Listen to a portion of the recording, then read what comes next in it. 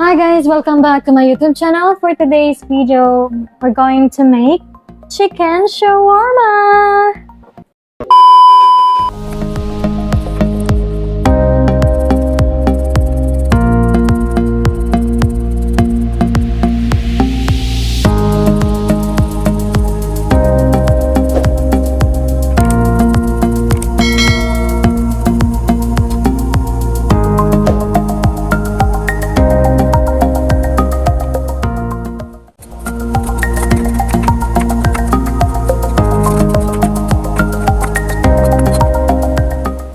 Next, cut the onion.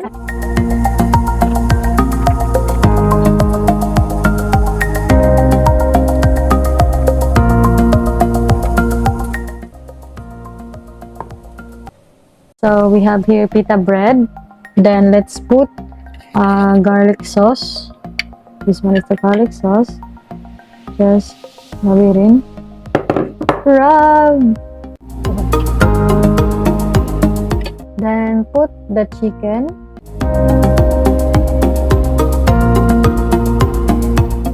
Okay, followed by cucumber. Okay, some onion and tomato.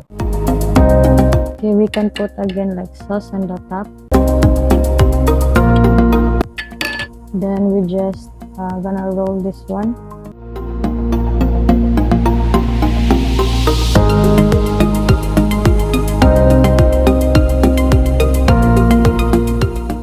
Okay, put butter in the pan.